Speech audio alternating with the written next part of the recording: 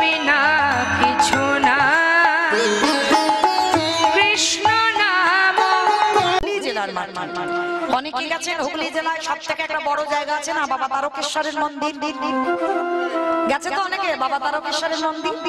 তো এই হুগলি জেলাতে শুধু বাবা তারকেশ্বরের মন্দির নয়, বহু বহু তীর্থ আছে, আমরা অনেকে জানি না। যদি বলো বাবা আমাদের এই কীর্তন জগতে থেকে বহু বহু তীর্থ দর্শন হয়। তো এই হুগলি জেলার মাটিতে একটা শ্রীপাঠ আছে বাবা, যেটা হচ্ছে ওই অভিরাম ঠাকুরের শ্রীপাঠ। এই যে অভিরাম ঠাকুর কে জানো? দ্বাপর যুগে শ্রীরাম সখা। যেদিন ভগবান কৃষ্ণ ব্রহ্মমোহন লীলা করেছিল, মানে সেই যে ব্রহ্মা মানে গরু বাছুর চুরি করেছিল, রাখালদের চুরি করে গুহতে লুকিয়ে রেখেছিল, আর ভগবান চালাকি করে কি করেছিল? এইটা ব্রহ্মা কেন করেছিল? কৃষ্ণ যে ভগবান চিনবে বলে, যে কৃষ্ণ যদি ভগবান হয়, ব্রজ রাখালদের কাঁধে চড়াচ্ছে এটা মেনে নেওয়া যায়, গরু বাছুর চড়াচ্ছে এটা মেনে নেওয়া যায়, কিন্তু কৃষ্ণ যদি ভগবান হবে তাহলে ওই রাখালদের মুখের এঁটো কেড়ে নিয়ে কৃষ্ণ কি করে খায়?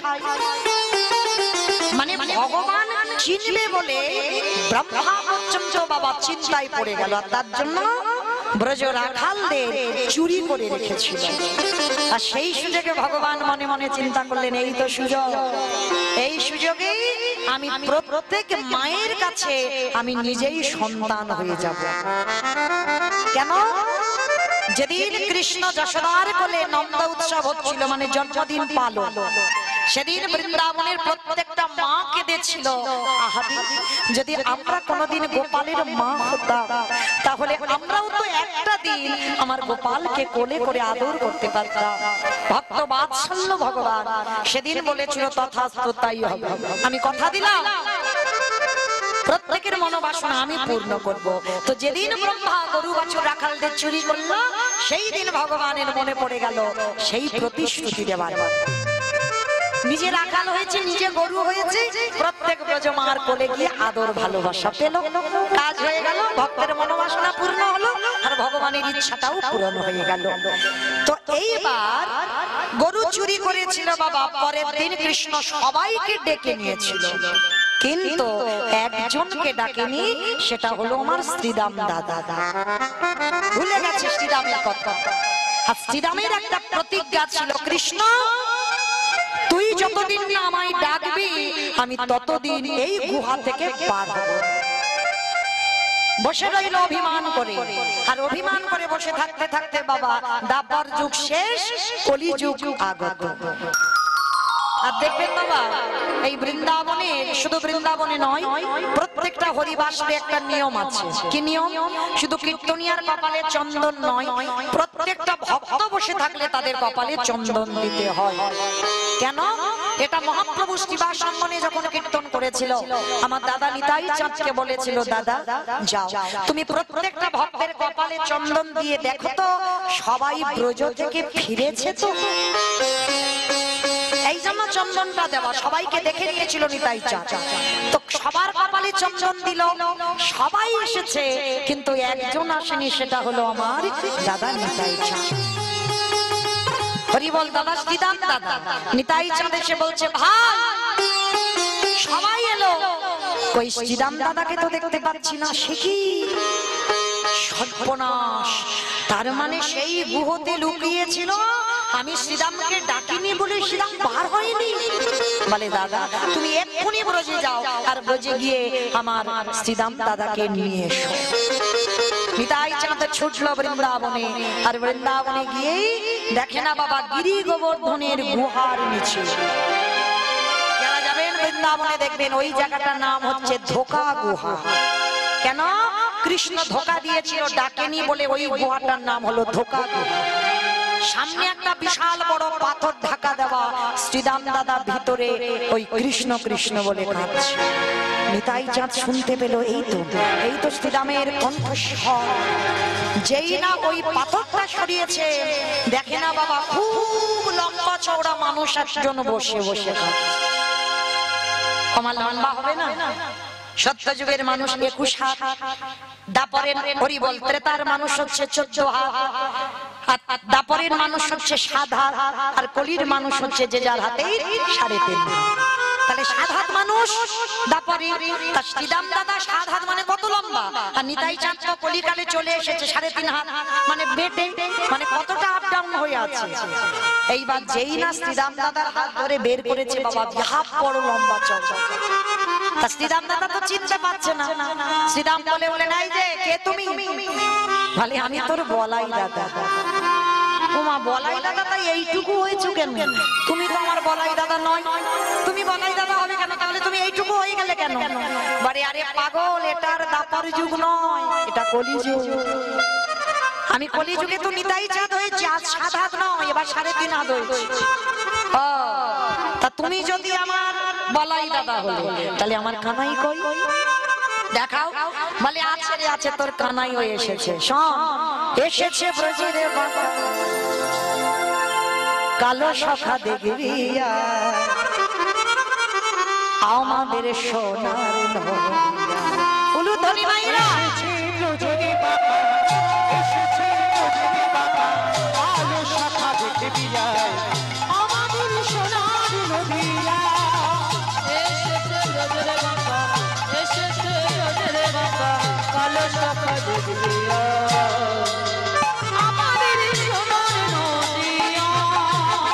ও তারে কালো বরণ নাই, কালো বরণ নাই, ও কালো বরণ নাই, কালো বরণ নাই, রাইয়া কে অঙ্গ দিয়ে গৌর হলে তাই, রাইয়া কে অঙ্গ দিয়ে গৌর হলো তাই, তোরা দেখো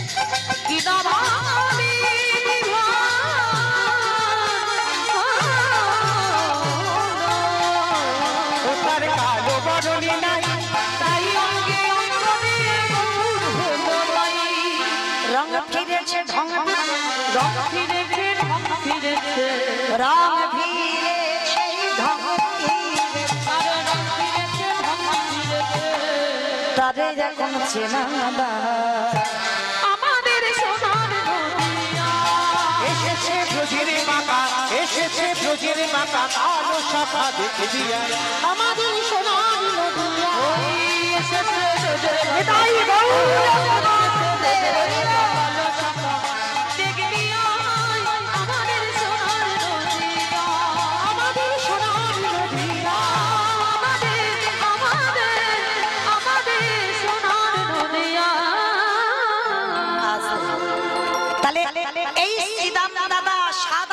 নিতাই চাঁদ 3.5 হাত কি করে ঠিক হবে? এমন করে বাবা নিতাই চাঁদ শ্রীদাম দাদার কাঁধে উঠে এমন করে করে চাপ দিয়েছে, মানে একে চাপে একেবারে 7 হাত থেকে 3.5 হাত চলে এলো নদিয়ার মাটিতে। আমার মহাপ্রভু বললেন, শ্রীদাম এইভাবে তো আসা যায় না, সশরীরে তুমি এসেছো, এভাবে নয়, আবার তোমাকে জন্ম নিতে হবে। আসবে কোথায়? যাও হুগলি জেলায় খানাকুলের মাটিতে, খানাকুলের মাটিতে তোমার নাম হবে শ্রীদাম নয়, ওটা দাপরেতে ছিল, কলিতে হবে তুমি অভিরাম ঠাকুর। তাহলে হুগলি জেলায় খানাকুলে আছে অভিরাম ঠাকুরের শ্রীপাদ শ্রীদাম দাদা। আবার এই হুগলি জেলাতেই জন্ম নিচ্ছে কোথায়? আদি সপ্তগ্রামে জন্ম নিল দাসের ঘোড়া, আদি সপ্তগ্রামে জন্ম নিল দাসের ঘোড়া, আদি সপ্তগ্রামে জন্ম নিল দাসের ঘোড়া, আদি সপ্তগ্রামে জন্ম নিল দাসের ঘোড়া। আজ উলুধ্বনি হরি হরি হরি নাম, হরি হরি হরি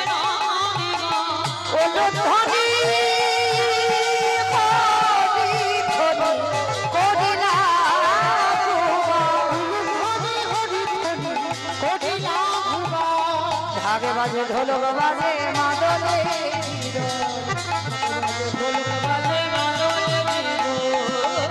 আগে বাজে ঢোলকে বাজে মাদলে আজি পাড়া প্রতিবেশী গণ আনন্দিত তাই গৌর হরি বল। আনন্দ আরে ভাবে না আনন্দ ভাবে না ভক্তির আবির্ভাবে আনন্দ ভাবে না ভক্তির আবির্ভাবে আনন্দ ভাবে না। আদি সপ্ত গ্রামের মাটিতে হিরণ্য দাস আর গোবর্ধন দাসের ঘরে অবতীর্ণ হলেন যার নাম হলো রঘুনাথ দাস। আমায়রা বাবার নাম হলো গোবর্ধন দাস, জ্যাঠামশাইয়ের নাম হলো হিরণ্য দাস। এরা জমিদার, মানে বড় লোক নয়, বড় লোক বলে কম বলা হবে, জমিদার। মানে এদের বাবাদের ইন্দ্রের মতো সম্পত্তি, ইন্দ্রের মতো। এত বড় লোকের মানুষ হয়েও একটা পুত্রের জন্য 7 ঠাকুরের কাছে মানত করেছে। কেউ মায়েরা, আপনাদের কাছে আমি একটা কথা বলে যাই, অনেকে বাবা দেখবেন 4-5টা কন্যা সন্তান হলে একটা ছেলের জন্য 7 ঠাকুরের কাছে কাঁদে, কাঁদে না? কোথাও কাঁদতে হবে না, আমি বলে যাচ্ছি, বিশ্বাস। চলে যাবেন রাধা কুণ্ডের তীরে, বৃন্দাবন, উত্তরপ্রদেশ। ওই রাধা কুণ্ডের তীরে গিয়ে ওই রাধা কুণ্ডে একবার স্নান করতেন। কেন বললাম? কারণ আমরা মনুষ্য কুলে বাবা সব তীর্থে স্নান করা সম্ভব নয়। কারণ মানুষের এখন টাইমের কত দাম, সময়ের কত দাম, অর্থেরও দরকার। সব তীর্থে ঘুরতে গেলে যদি যেতে না পারে চলে যাবে রাধা কুণ্ডের তীরে। কেন বললাম রাধা কুণ্ডের তীরে যেতে? ওই রাধা কুণ্ডে যদি স্নান করেছো তো বাবা আর কোথাও স্নান করা লাগে না। ওই একটা জায়গায় স্নান করলে সব তীর্থে স্নান হয়ে যায়। কেন? যেদিন আমার ভগবান কৃষ্ণ অরিষ্টাসুরকে বধ করেছিল, অরিষ্টাসুর মানে ওই একজন অসুর, মানে গাভী রূপ ধারণ করে কৃষ্ণকে মারতে এসেছিল। তো যখন আমার ভগবানের ওই যে ধবলী শ্যামলী কালী কমলির ভিতরে বাবা ঢুকে পড়েছিল ওই অসুর রূপী গরুটা, ভগবান চিনল কি করে যে ওটা অসুর? প্রত্যেকটা গাভী চড়ছে, প্রত্যেকটা গাভীর ওই মাটিতে ছায়া পড়ছে, কিন্তু অরিষ্টাসুর ওর দেহের কোনো ছায়া পড়ছে না। তখন ভগবানের জানতে দেরি হলো না, ও আমার কোন গরুর মধ্যে কোনো গরু নয়, ও নিশ্চয়ই কোনো অসুর এসেছে আমাকে বধ করবে বলে। তখন ভগবান কৃষ্ণ কি করেছিল? ওই গাভীটার পাটা ধরে বনবন করে ঘোরাতে ঘোরাতে একেবারে মেরে আছাড়। মানে কৃষ্ণকে মারতে এসেছিল, ভগবান এমন আছাড় মেরেছে বাবা 4টে পা খেলিয়ে হরি বল হয়ে গেছে। কিন্তু হলে কি হবে? ভগবান ওই ভক্তকে কিন্তু চরণ ছাড়া করেনি। দেখেন ভগবান কৃষ্ণের চরণে আছে ওই গোষ্পদের চিহ্ন। হ্যাঁ, ভগবানের চরণে এই যে 19টা চিহ্ন, তার ভিতরে একটা চিহ্ন ওই গোষ্পদের চিহ্ন, মানে গরুর পায়ের খুর। মানে অরিষ্টাসুরকে বধ করে আর তার পায়ের উপরে, তার মাথার উপরে ভগবান নিজেই নৃত্য করেছিল, আর নৃত্য করতেই ওই পায়ের খুরের চিহ্নটা ভগবানের চরণে চলে এলো। কিন্তু অরিষ্টাসুরকে বধ করে আমার ভগবান কৃষ্ণের সর্বশরীরটা পাপী হয়ে গেল। কেন? মনে রেখো বাবা, গো হত্যা করা মানে মহাপাপ, মহাপাপ। ভগবানকে পর্যন্ত ছাড়েনি। যেই না রাধারানীর কাছে গোবিন্দ দাঁড়িয়েছিল, রাধারানী বলে বললেন, দাঁড়াও, ছি ছি ছি ছি ছি, তুমি পাপী হয়েছো। পাপী? রাধে তুমি জানো না ওটা গাভী মাতা ছিল না, ওটা গোমাতা নয়, ওটা তো অরিষ্টাসুর। বলে শোনো, অরিষ্টাসুর হোক আর যেই হোক, গোমাতার রূপটা তো ধরেছিল। তাহলে তুমি গোমাতাকে হত্যা করেছো, তার জন্য তুমি মহাপাপী। ঠিক আছে, তাহলে রাধে তুমি একেবারে বলে দাও, আমি সকল পাপ থেকে মুক্তি পাবো কি করে?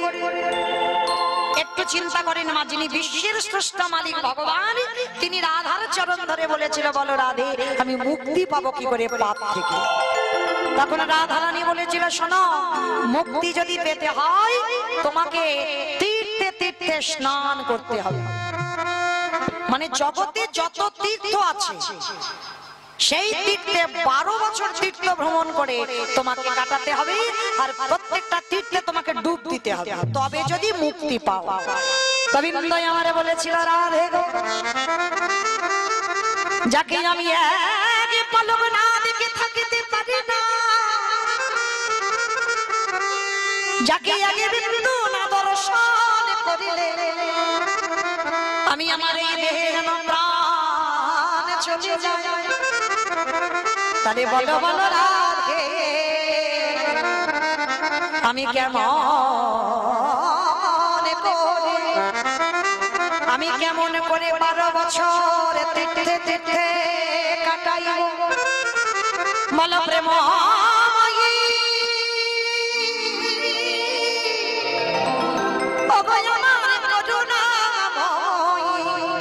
তুমি করুণা করে আমার উপায় বলে দাও। ওগো রাধে,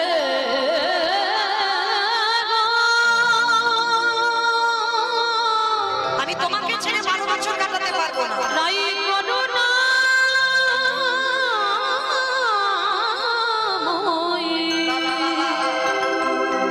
রাধে,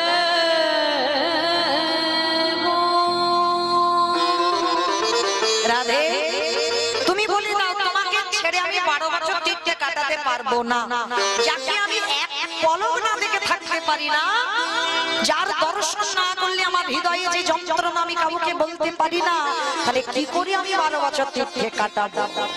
তার থেকে রাধে একটা কথা বলবো, বলো বধূ কি কথা? রাধে গো, যদি সকলে তীর্থকে আমি এক জায়গায় ডাকি, আর সেই তীর্থে যদি আমি স্নান করি, তাহলে আমার পাপ মোচন হবে। তারা রাধারানী বলছে, হ্যাঁ কেন হবে না, যদি তুমি সব তীর্থকে ডাকতে পারো, সবাইকে কিন্তু সকার রূপে আসতে হবে, আমি নিজে চোখে দেখবো সব তীর্থ এলো কিনা, তারপরে হবে। ঠিক আছে, এইবার প্রাণ গোবিন্দই আমার নিজে পাপ থেকে মুক্তি পাবার জন্য সকল তীর্থকে যখন আহ্বান করলেন, এ বাবা কাগজ রাখ বাবা, পরে যখন দল ওঠানামা করবে তখন দিবি, এখন ডাক। হরি বল।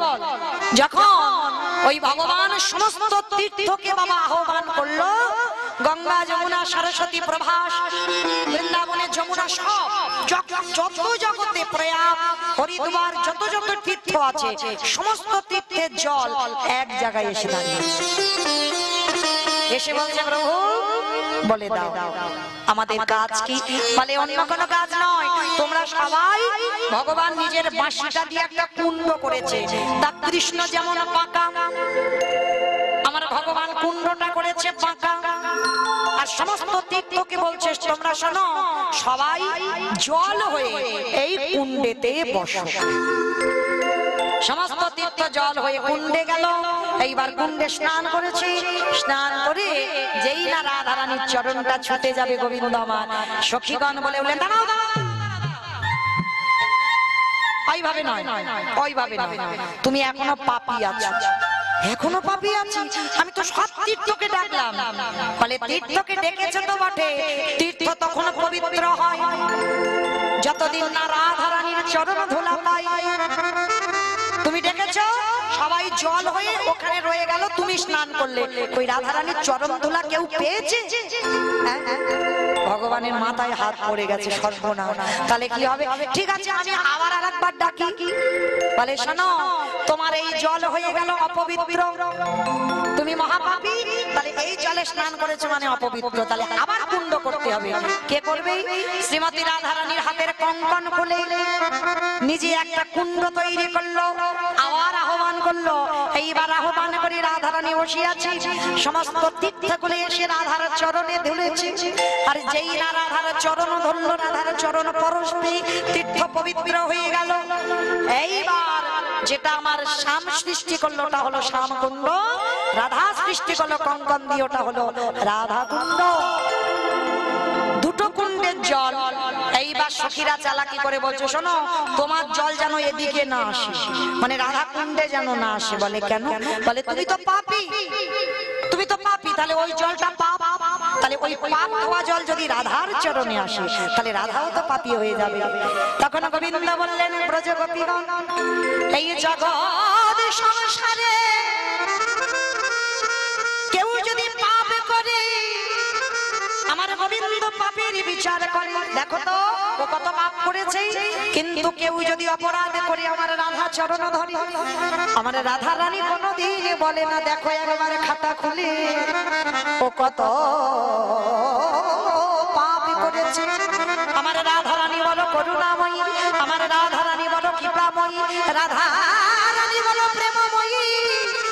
যত বড় বড় মহাপাপী হোক না কেন, যদি একবার রাধা চরণ ধরে আমার রাধা রানী কোনো বিচার না করি, কোনো শাস্তি না দিয়ে তাকে চরণ তলে আশ্রয় দেয় গো।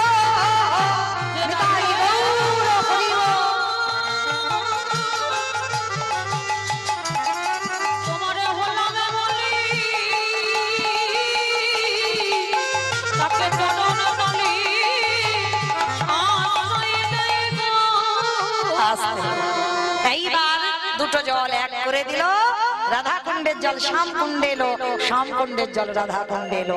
তাহলে বুঝলাম কি মা, হাজার তীর্থে যাওয়ার দরকার নাই, একটা তীর্থে যাও বৃন্দাবন, আর বৃন্দাবনে গিয়ে কৃপা করে রাধা কুণ্ডে সে যদি রাত 12টার সময়ও যাও স্নানটা যেন করা যায়। অনেকে আছে বাবা সন্ধ্যা হয়ে গেল, টুরিস্ট বাসে গেছে, সন্ধ্যা হয়ে গেল মাথায় একটু জল ছিটিয়ে দিয়ে চলে এলো না। যত রাত হোক, যত দুপুর হোক আর সকাল হোক, ভুল করে যেন রাধা কুণ্ডে স্নান না করে ফিরো না। কারণ যদি রাধা কুণ্ডে স্নান হয়ে যায় তাহলে সব তীর্থে স্নান হয়ে যায়। আজকে আমিও বলে যাই, যদি কারোর পুত্র সন্তানের জন্য কাঁদো, চলে যাবে রাধা কুণ্ডে, স্নান করবে করে আমার রাধা রানীর কাছে একবার আঁচল পেতে একবার নয়ন জল দিয়ে বলো, রাধে তুমি আমার কোলে একটা কৃষ্ণ ভক্ত সন্তান দাও।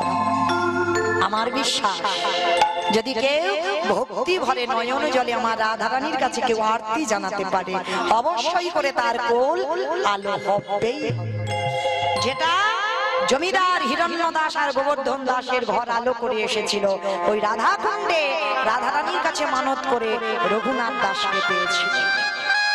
কিন্তু আমরা মা গুলো কি করি জানো, ভগবানের কাছে বলি ঠাকুর চাকরিওয়ালা ছেলে দাও, ডিগ্রিওয়ালা ছেলে দাও। কোন মা তো বলে না যে আমার একটা কৃষ্ণ বলা পাখি দাও। সে তুমি তাকে লেখাপড়া চাকরি হতো যা দাও দেবে, ওসব আমার কোনো দাবি দাবা নেই, শুধু যেন সে মানুষের মতো মানুষ হয়।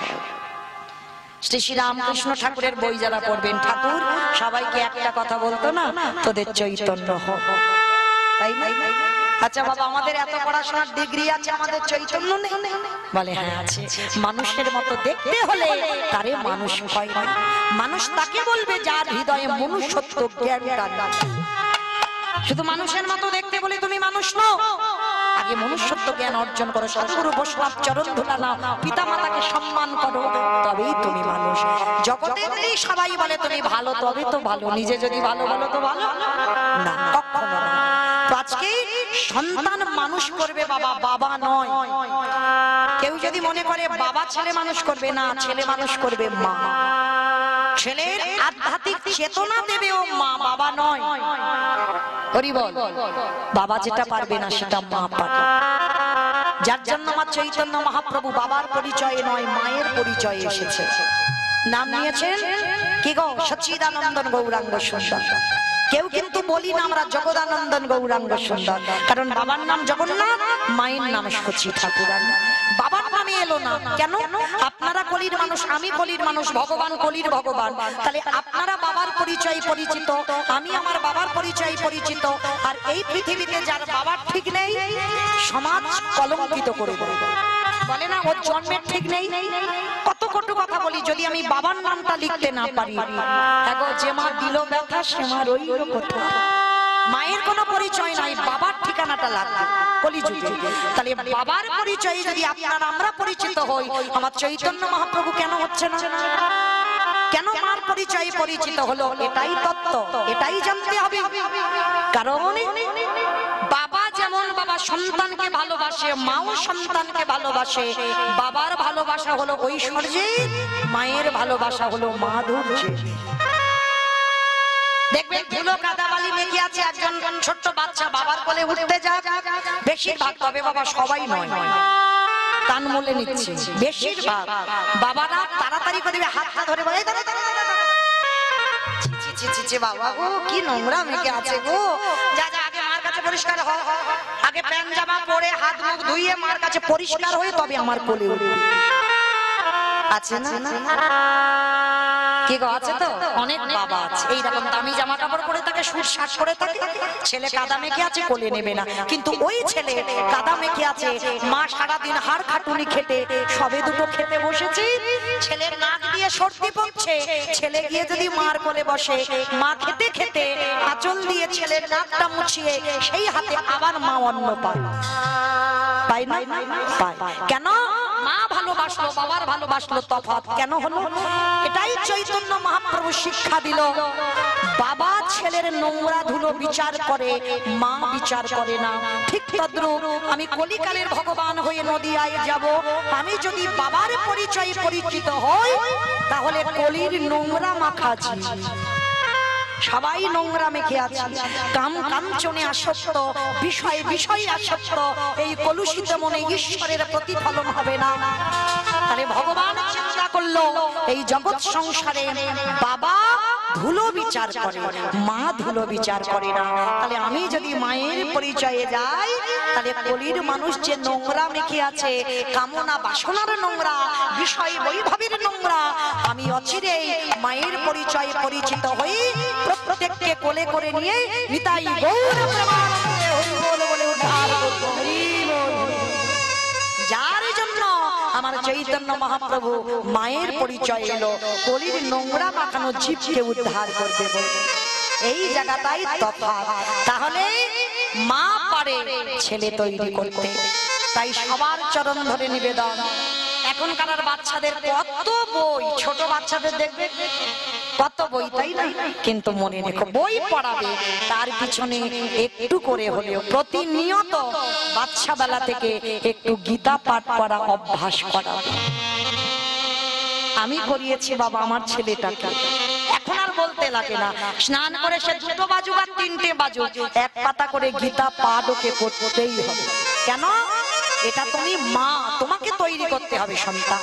তো আজকে এই ছোটবেলা থেকে রঘুনাথ দাস বৈরাগ্য ভাব, বৈরাগ্য মানে বোঝো, সংসার ধর্ম ত্যাগ করে চলে যাওয়া নয়, বৈরাগ্য সংসারে থেকে হয়, কলিযুগে সন্ন্যাস নিষিদ্ধ। তাহলে সংসারে থেকে বৈরাগী হওয়া যায় কিরকম? যেদিন বাবা তোমার জিহ্বার লালসা চলে যায়, মন দিয়ে শুনবেন মা, এই জায়গাটায় সংসারে থেকে বৈরাগ্য হবে, জিহ্বার লালসা চলে যাবে। দেখবেন এই যে মাছ মাংস রবিবার হলে মাংস খেতেই হবে, এই লালসা থাকবে। মানে কোন রকমে একটু আলু সিদ্ধ ডাল হলেই, মানে উদরটা ভর্তি হলেই হয়ে যাবে। যেদিন তোমার হৃদয়ে আসবে, মনে করবে তোমার জিহ্বার বৈরাগ্য হয়ে যাবে। যেদিন তোমাকে কেউ পরশ করবে, যেদিন তোমার এই পরশ শক্তিটা চলে যাবে, সেদিন তুমি বুঝবে তোমার দেহেরও বৈরাগ্য এসেছে। যেদিন কর্ণ কৃষ্ণ কথা ছাড়া আন কথা কানে নেবে না, সেদিন কর্ণেরও বৈরাগ্য হয়ে যাবে। যেদিন দৃষ্টি শক্তি, ভগবত দর্শন, সাধুগুরু বৈষ্ণবের চরণ ছাড়া আর কিছু দেখতে চাইবে না, সেদিন তোমার চোখের বৈরাগ্য হয়ে যাবে। যেদিন তোমার মন সকল সংসারের চিন্তা থেকে দূরীভূত, শুধু একটাই চিন্তা হবে, আমি কি তারে পাবো না। এই চিন্তাটা যেদিন তোমার মাথায় এসে যাবে, সংসারে সব চিন্তা বন্ধ, আমি কি তারে পাবো না, সেদিন জানবে তোমার মনেরও বৈরাগ্য এসে যাবে। রঘুনাথ ছোটবেলা থেকে তার বৈরাগ্য ভাব, যেখানে সাধুগুরুরা আসে ও ছুটে ছুটে চলে যায়, যেখানে ভাগবত হয় ও ছুটে চলে যায়, যেখানে হরিনাম হয় ও ছুটে চলে যায়। বেঁধে রাখতে পারে না, কিছুতে বেঁধে রাখতে পারে না। বাবা মা সিদ্ধান্ত নিল ছেলেকে একটু পড়াশোনা করাতে হবে, নিয়ে গেল কোথায়? বলদেব আচার্যের কাছে, পাঠশালায় ভর্তি করলো। আর দেখবেন বাবা বড় লোকের ছেলেরা একটু জেদি হয়, হয় না মা? খুব জেদি হয়। খুব একটা ভালো পড়াশোনা করতে চায় না, আর যদি বা একটু মারধর করো ওর গার্জেনরা তেড়ে আসে। তা বলদেব আচার্য বললেন যে এই রঘুনাথকে আমি দায়িত্ব নিতে পারবো না, কারণ ও বড় লোকের ছেলে, ও পড়াশোনা করবে না।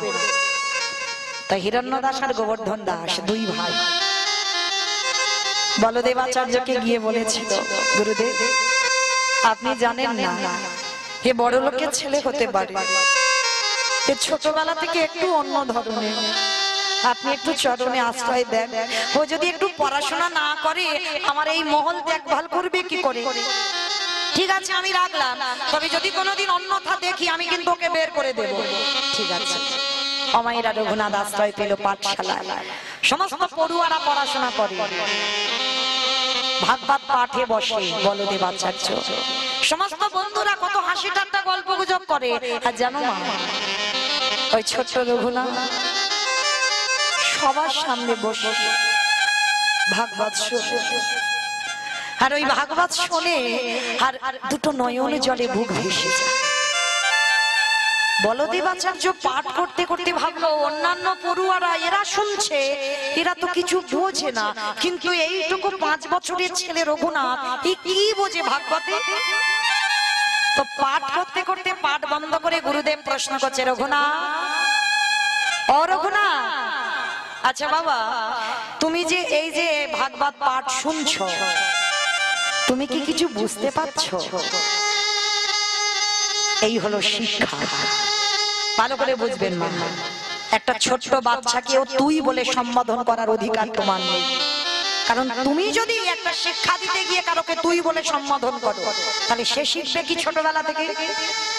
তাহলে সে তো ওটাই শিখবে। তাই যত ছোট হোক প্রত্যেককে তুমি বলে সম্বোধন করা উচিত, তুই নয়। তো আজকে বলদেব আচার্য শিক্ষাটা দেখে ওই রঘুনাথকে বলছে, রঘুনাথ বলো, আচ্ছা এই যে আমি ভাগবত পড়ছি, আচ্ছা তুমি যে শুনছো, আচ্ছা তুমি কি বুঝেছো? তুমি যে এত পাগলের মতো কাঁদছো? গুরুদেব আমি কিছু বুঝতে পারছি না, তবে আচ্ছা বুঝতে যদি না পারো তাহলে কাঁদছো কেন? কাঁদছি কেন জানো গুরুদেব? আমি একটা কথাই ভেবেছি। কি কথা বাবা? আমার একটা কথাই ভাবনা, আমি কি তারে পাবো না? কাকে পাবার কথা বলছিস রঘুনাথ? কাকে পাবি? আমি কৃষ্ণ চরণ পেতে চাই। ছোট্ট ছেলে রঘুনাথকে বুকে ধরে বললে, পাবি বাবা পাবি, অবশ্যই কোনো না কোনো দিন তোমার কৃষ্ণ কৃপা হবেই হবে। বেশ কিছুদিন রয়ে গেল ওই রঘুনাথ আসতো না। ওদিকে বিনাপুরের জঙ্গলে লক্ষ্য হীরাকে উদ্ধার করে হরিদাস ঠাকুর এসেছিল একটা দিনের জন্য বলদেব আচার্যের ঘরে। আর যেই না বলদেব আচার্যের ঘরে এসেছে হরিদাস ঠাকুর, সমস্ত পড়ুয়ারা হরিদাস ঠাকুর এসেছে, হরিদাস ঠাকুর এসেছে বলে কি করেছে, সবাই ছুটে গিয়ে পঞ্চাঙ্গ প্রণাম। পঞ্চাঙ্গ প্রণাম মানে হাঁটুটা মাটিতে রেখে মাথাটা ঠেকিয়ে প্রণাম। আর ওই ছোট্ট রঘুনাথ হরিদাস ঠাকুরকে দেখে ছুটে গিয়ে বাবা ষষ্ঠাঙ্গে শুয়ে পড়ে দণ্ডবত প্রণাম। তবে মায়েরা, আমাদের নারী জাতিদের দণ্ডবত প্রণাম নয়, নিষিদ্ধ। পুরুষ জাতি তাদেরই হবে দণ্ডবত প্রণাম। নারীদের ওই পাটা মাটিতে, হাঁটুটা মাটিতে রেখে ওই পঞ্চাঙ্গ প্রণাম করতে হয়, আর পুরুষ জাতিদের ষষ্ঠাঙ্গে দণ্ডবত প্রণাম। তো যেই না রঘুনাথ ষষ্ঠাঙ্গে দণ্ডবত প্রণাম, ওই যে বাবা ভক্ত ভক্তরে চেনে, যেই না হরিদাস ঠাকুর রঘুনাথের হাতটা পরশ করেছে, সঙ্গে সঙ্গে হৃদয়টা যেন বিদ্যুতের মতো চমকে উঠেছে।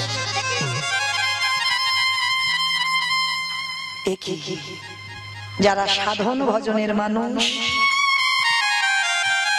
ভক্তের অঙ্গ পরশ করলেই বুঝতে পেরে যাবে এর দেহটা ভজনের দেহ, সাধনের দেহ। যেই না পরশ করেছে, হরিদাস ঠাকুর দেখছে, নয়নের দিকে তাকিয়ে মাথায় হাত দিয়ে বলছে, বাবা বাবা বাবা, এই তো এই মাটিতে বীজ বপন করলে অঙ্কুরিত হবেই হবে। এই তো ষোড় গোস্বামীর মধ্যে এক গোস্বামী, পেয়ে গেছি বাংলার মাটিতে আর একজন ভক্ত আমি পেয়ে গেছি।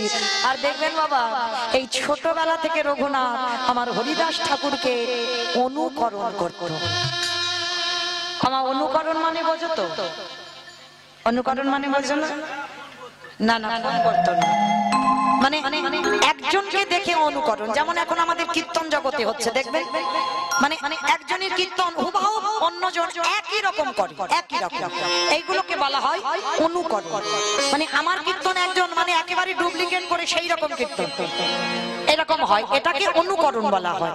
তো এটা শুধু আমাদের জীবনে নয়, সেটা তখনকার সমাজেও ছিল। রঘুনাথ দাস জমিদারের ছেলে হয়ে সর্বক্ষণ হরিদাস ঠাকুরকে অনুকরণ, তবে অন্য কিছু অনুকরণ নয়, তার ভক্তির পথটাকে অনুকরণ করত। 24 ঘন্টায় একবার আহার করে। আর আমাদের জগতের মানুষেরা বলে না খেলে নাকি মরে যায়, রোগা হয়ে যায়। কি গো, বেশি যত আহার করবে ভজনে বাধা হয়ে যাবে, যত কম আহার করবে তত ভজন শক্তিটা বেড়ে যাবে। অতিরিক্ত আহার নিষিদ্ধ, অতিরিক্ত নিদ্রা নিষিদ্ধ, ভজন পথে এগুলো বাধা হবে। তো আজকে রঘুনাথ জমিদারের ছেলে হয়ে 24 ঘন্টায় একবার আহার করত। আমি প্রথমেই বলেছি বাবা, এই চরিত্র শুনলে তুমি ভক্তির পথে কি করে যাবে বুঝতে পেরে যাবে। একবার আহার করে, আর নিদ্রা জমিদারের ছেলে হয়ে পালঙ্ক নয়, মেঝেতে একটা কোন রকমে মাদুর বিছিয়ে, কোনো বালিশ নয়। হরিদাস ঠাকুর বলছে, রঘুনাথ তুই তো এখন ছোট বাবা, একটু বড় হ না বাবা, তবে তুই আমাকে অনুকরণ করিস না। শিশুকাল থেকে যদি আমি অনুকরণে না থাকি তাহলে বড় হয়ে শিখব কি? ছোটবেলা থেকে ওই ভাগবত পাঠ, ছোটবেলা থেকে এটা রঘুনাথের স্বভাব। একটু বড় হয়েছে, বড় হতে বাড়িতে ফিরে গেছে, আর বাড়িতে ফিরেই বাবা যেখানেই হয় হরিনাম সংকীর্তন ভাগবত, রঘুনাথ চলে যায়। আর বড় লোকের ছেলে একটা সম্মানের ব্যাপার আছে, আবার প্রজারা ছুটে গিয়ে রঘুনাথকে ধরে ধরে আনে। মানে কিছুতেই ছেলেটাকে ঘরে মন বসাতে পারছে না, মানে শুধু মানে পাগলের মতো। দেখবেন বাবা, যারা কৃষ্ণ ভক্ত হয়েছে না, যদি তোমার হৃদয়টা ভগবানের জন্য আকুলতা বেড়ে যায়, আকুলতা বোঝো, মানে এটা আসছে শ্রী রামকৃষ্ণ পরমহংসদেবকে আমার নরেন প্রশ্ন করেছিল, ঠাকুর ভগবান পেতে গেলে কি করতে হয় গো? ভগবান যে পাবো কি করলে ভগবান পাবো? তখন শ্রী শ্রী রামকৃষ্ণ পরমহংসদেব দক্ষিণেশ্বর কালীবাড়িতে ছিল। আর কি করেছে বাবা, ঠাকুর নরেনকে ডেকে বলেছিল, নরেন এখানে আয়। ওই যে গঙ্গার জল যাচ্ছে, গঙ্গার জলে নেমেছে গুরু শিষ্য দুজনে। আর নেমে এবার নরেনকে বলছে, নরেন একবার ডুব দিতে দেখি বাবা। যেই না ডুবেছে, আমার ঠাকুর কি করেছিল জানো? ওই নরেনের মাথাটাকে নিয়ে ওই জলের ভেতরে চেপে ধরে আছে। আমার বলো তো দেখি, কেউ যদি জলে ডুব দেয় আর কারণ মাথাটা নিয়ে যদি জোর করে চেপে ধরে থাকা যায়, কি মানে ওঠার জন্য ছটফট করবে না? তো নরেনের বাবা একেবারে প্রাণ যায় যায় যায়, আর যেই না প্রাণ যায় যায়, ঠাকুর কি করেছে? হাতটা ছেড়ে দিয়েছে। আর যেই না হাতটা ছেড়ে দিয়েছে, অমনি বাবা জল থেকে একেবারে ঠেলে উঠেছে। আর যেই না ঠেলে উঠেছে, রাগ বসে বলে উঠে, এই জন্য তোমার বলে পাগল, সাথে কি তোমার বলি পাগল? তা ঠাকুর হাসছে আর বলছে, আরে কেন আমি পাগলামিটা কি করলাম? মানে পাগলামি করলে না, আমি তোমাকে জিজ্ঞাসা করলাম ভগবান পাবো কি করলে পাবো, আর তুমি কি করলে? আমাকে জলে ডাকলে, জলে স্নান করতে বললে, ডুব দিতে বললে, ঠিক আছে আমি ডুবেছি, তা তুমি আমাকে মাথাটা ধরে চেপে ধরলে কেন? ঠাকুরের বই যারা পড়বেন, ঠাকুর উদাহরণ ছাড়া কথা বলতো না। ঠাকুর যা যা কিছু করতো উদাহরণ, উদাহরণ ছাড়া কথা নয়। তো ঠাকুর হাসছে আর বলছে, এই পাগল, আমি পাগল নয়, তুই পাগল। যে পাগল সে অন্যজনকে বলে পাগল, তাই না? যে পাগল অন্যজনকে বলে পাগল। শোন, আজকে এই যে আমি তোকে ধরে চেপে ধরে থাকলাম, আচ্ছা নরেন বলতো ওই জলের ভিতরে তো কিরকম হচ্ছিল? মায়েরা রাগ ধরবে না? জলের তলায় মাথা চেপে ধরে আছে, গুরুদেব জিজ্ঞাসা করছে বলতো কিরম হচ্ছিল তো? হ্যাঁ গো, সাধে তোমার বললাম পাগল, ওই যে যখন ধরেছিলে না আমার প্রাণটা আঁকু পাকু করছিল, মানে এই যেন বেরিয়ে যায়, এই যেন বেরিয়ে যায়। শোন, আমাকে প্রশ্ন করেছিস কি করলে কৃষ্ণ দর্শন হবে? শোন, ওই জলের ভিতরে আমি যখন তোকে ডুবিয়ে ধরেছিলাম, ওই হৃদয়টা যেমন হচ্ছিল, প্রাণটা বেরিয়ে যাচ্ছিল, আঁকু পাকু করছিল, যেদিন তোর ওই হৃদয়টা আমার ভগবানের জন্য ওই রকম আঁকু পাকু করবে, একবার যদি ওই হৃদয়টা একবার কেঁদে উঠে বলে আমি কি তারে পাবো না, ওই হৃদয়ে যদি আকুলতা এসে যায়, হৃদয়ে যদি ব্যাকুলতা এসে যায়, তাহলে সেদিনে তুই বুঝবি যে তোর কৃষ্ণ দর্শন হবেই হবে। নিতাই গৌর প্রেমানন্দে। তাহলে ভগবান দর্শন পেতে গেলে হৃদয়ে আগে আকুলতাটা লাগবে। তার রঘুনাথ দাসে সেই অভ্যাস, সেই স্বভাব, পাগলের মতো ভাব। দেখবেন বাবা, প্রকৃত যদি কৃষ্ণ ভক্ত হয়ে গেছে না, তোমাকে দেখলেই সমাজ বলবে পাগল।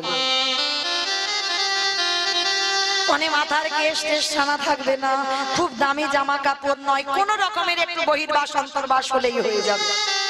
খুব এলাক পোশাক হয় না কৃষ্ণ ভক্ত, অনেক সাজগোজও কৃষ্ণ ভক্তের হয় না, অনেক গয়নাগাটিও কৃষ্ণ ভক্তের হয় না। যদি তুমি কৃষ্ণ ভক্ত হয়েছো, জীবনে তোমার এই লোভ, এই লালসা জীবন থেকে তোমার চিরজন্মের মতো চলে যাবে। আর সব থেকে বড় কথা বাবা, সব থেকে অপরাধ হয়ে যাবে যদি ভক্তি পথে এসে অলংকার পরিধান করো। আছে না, কলি বসবাস করছে তো সোনাতে, তাই তো ওই অলংকারে, ওই জন্য ভক্তি পথে নিষিদ্ধ। আজকে রঘুনাথ জমিদারের ছেলে,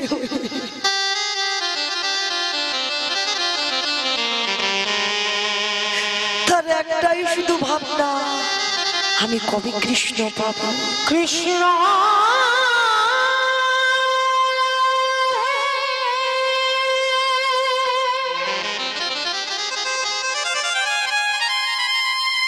একেবারে দেখা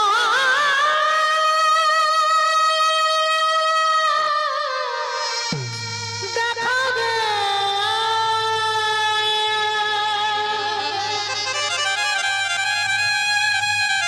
দেখাবে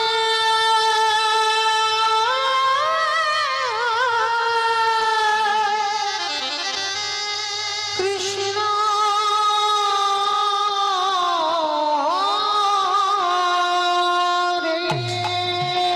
পাগল হয়ে গেছে, ছেলে বাড়ি থেকে বেরিয়ে যাচ্ছে।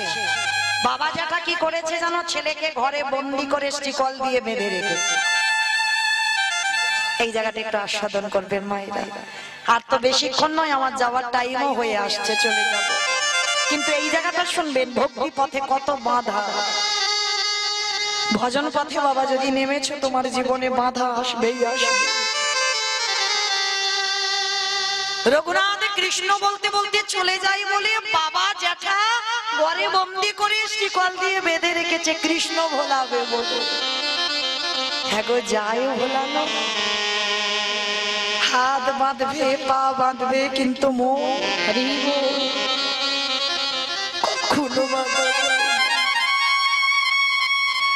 বাবা জ্যাঠাকে বলছে ভালোই হয়েছে বাবা, তুমি এই যে শিকলে বেঁধে রেখেছো আমায়, খুব ভালো করেছো।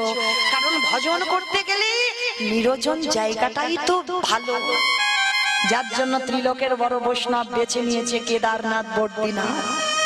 লোকালয়ে ভজন হয় না, মালাতে আমরা নাম করি ঠিক কথা, ওটা নাম হয় বাইরের নাম, ভিতরের নাম নয়। ভিতরের নাম করতে গেলে তোমার জানালা দরজা বন্ধ করে ঘরে নিরজনে বসতে হবে, সেই নামের মতো নাম তুমি লোকালয়ে পাবে না। ওই নামটা যে সঠিক নাম হয়। তো আজকের রঘুনাথ বলছে ভালোই করেছো, আমার হাত বেঁধে রেখেছো, পা বেঁধে রেখেছো, এইবার আমাকে কেউ জ্বালাতন করবে না, আমি নিরজনে ভজন করতে পারবো। ঠিক আছে, বন্দি করেছে রঘুনাথকে কৃষ্ণ ভোলাবে বলে, প্রতিদিন খেতে দেয়, রঘুনাথ খায় না। এক সপ্তাহ অনাহারে আছে, শুধু তার মুখের একটাই ভাষা, আমি কি তারে পাবো না, আমি কি কৃষ্ণ পাবো না। এক সপ্তাহ যখন ছেলে খাইনি বাবা জ্যাঠা ছুটে এসেছে, রঘুনাথ রঘুনাথ, শুনলাম তুমি নাকি এক সপ্তাহ কিছু খাওনি, যা যা খাবার দিয়েছি তুমি নাকি সব ফেলে দিয়েছো। কি হয়েছে রঘুনাথ? ছেলের কঙ্কাল সার দেহ। হরি বল। ভজন পথে নামলে তুমি সুঠাম হবে না, কখনো হতে পারো না। কঙ্কাল সারে দেহ রঘুনাথ, শুধু কৃষ্ণ নামে কেঁদে, কৃষ্ণ নামে। জ্যাঠামশাই থাকতে পারছে না ছেলেটাকে দেখে। হরি বল। ছেলেটাকে দেখে বলছে রঘুনাথ, জ্যাঠামশাই বলছে রঘুনাথ তোর কষ্ট আমি আর সহ্য করতে পারছি না বাবা। ঠিক আছে তোকে বন্দি করে রেখেছি তো আর রাখবো না বাবা, তোর হাত পা সব খুলে দেব। বল বাবা তুই আমার কাছে কি চাস? কথা দিলাম আর কষ্ট দেব না, আর দুঃখ দেব না। বল তুই আমার কাছে কি চাস? জ্যাঠামশাই আমি যা চাই তুমি আমায় দেবে। দেব বাবা দেব, কিন্তু তোর কষ্ট আমি আর নিতে পারছি না। বল বাবা তুই আমার কাছে কি চাস? ত্রিসত্য করো যেতে, আমি যা চাইবো তুমি আমায় দেবে। ঠিক আছে আমি ত্রিসত্য করলাম বাবা, বল কি চাস? মনে রেখো জেঠু তুমি কিন্তু ত্রিসত্য করেছো, আমি যা চাইবো তাই বললাম তো দেব। বল কি চাস জেঠু? কৃষ্ণ এনে দেওয়া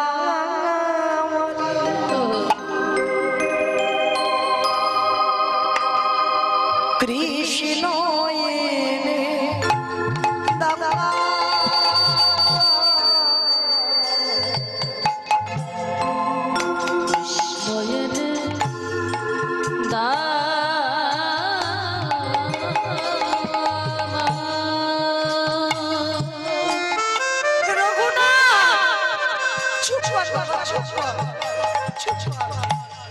কৃষ্ণ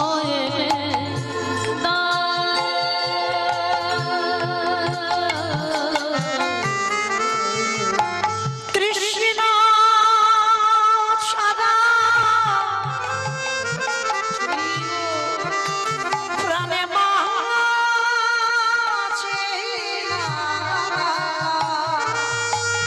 রঘুনাথ চুপ কর, বলিস না। কৃষ্ণ এনে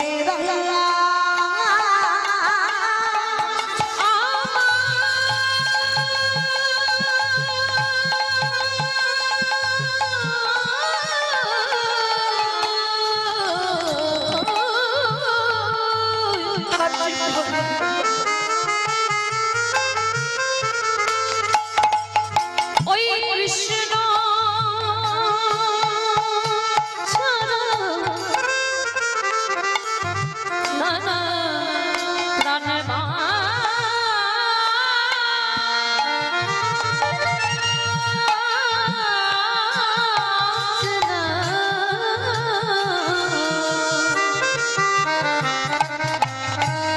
কৃষ্ণ জেঠু কেউ বোঝে না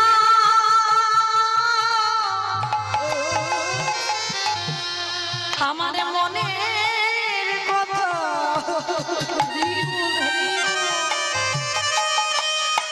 বলো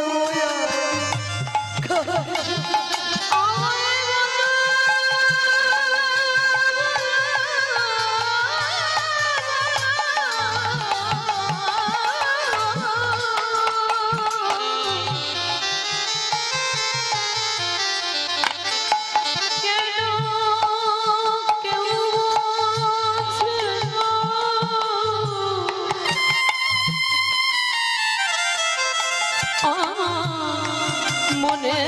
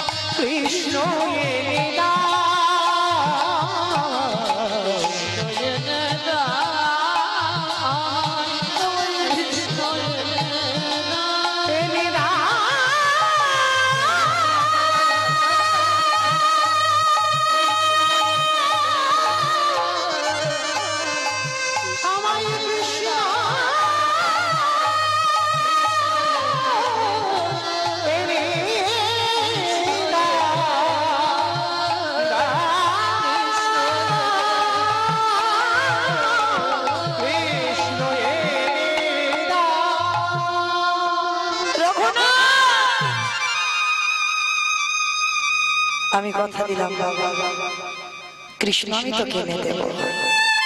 ওদিকে বলদেব আচার্য বাবা খবর পেয়েছে রঘুনাথ খাওয়া দাওয়া সব বন্ধ করেছে। গুরুদেব ছুটে এসেছে, রঘুনাথ আমি শুনলাম তুমি নাকি সব খাওয়া দাওয়া বন্ধ করে দিয়েছো, কান্নাকাটি করছো। রঘুনাথ একটা কথা মনে রেখো বাবা, বৃন্দাবনের কৃষ্ণর জন্য কেঁদো না, সেই কৃষ্ণ রাধা কৃষ্ণ একাত্মা দুই দেহ ধরে অনন্য বিলাসের আস্বাদন করি এই দুই ভাবে চৈতন্য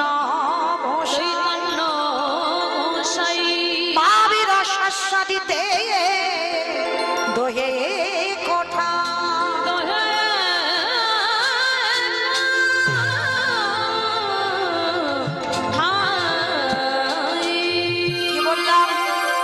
কৃষ্ণ বলে কেঁদো না, কাঁদতে যদি হয় গৌর বলে কাঁদো। কেন? কলির মানুষ সেই রাধা কৃষ্ণের আত্মা হয়ে কলিকালে গৌরাঙ্গ হয়ে এসেছে। গুরুদেব তাহলে কৃষ্ণ বলে কাঁদবো না, হ্যাঁ গৌর হয়ে এসেছে। কোথায়? নবদ্বীপের মাটিতে। যাও নবদ্বীপে গিয়ে দর্শন করে এসো। তো আজকে হিরণ্য দাস আর গোবর্ধন দাস নিয়ে গেল নবদ্বীপের মাটিতে চৈতন্য মহাপ্রভুকে দর্শন করাতে। কিন্তু বাবা এমন কপাল, এমন ভাগ্য, তখন নিমাই 24 বছর বয়সে সন্ন্যাসী হয়ে দর্শন হলো না। কিন্তু পরক্ষণে বাবা একটা দিনের জন্য এসেছিল অদ্বৈত আচার্যের ঘরে শান্তিপুর। যখন হিরণ্য দাস আর গোবর্ধন দাস খবর পেল, তো রঘুনাথ দাসকে সঙ্গে নিয়ে অদ্বৈত আচার্যের ঘরে গেলেন। আর অদ্বৈত আচার্যের ঘরে গিয়ে বাবা সবাই ওই যে পঞ্চাঙ্গ প্রণাম, ওই ছোট্ট রঘুনাথ ছুটে গিয়ে শুয়ে পড়ে দণ্ডবাদ প্রণাম। আর যেই না দণ্ডবাদ প্রণাম করেছে, সবাই তো হরি নামে মেতে আছে। রসে তনু ঢর ঢর গৌর কিশোর বহর, রসে তনু ঢর ঢর গৌর কিশোর বহর, রসে তনু ঢর গৌর কিশোর বহর, রসে তনু ঢর গৌর কিশোর বহর। এ বিনা শ্রীকৃষ্ণ চৈতন্য, শ্রীকৃষ্ণ এ বিনা শ্রীকৃষ্ণ চৈতন্য,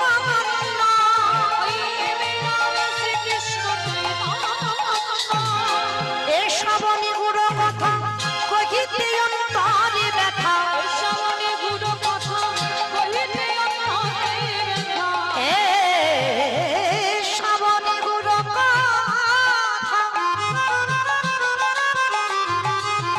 কহিতে অন্তরে ব্যথা।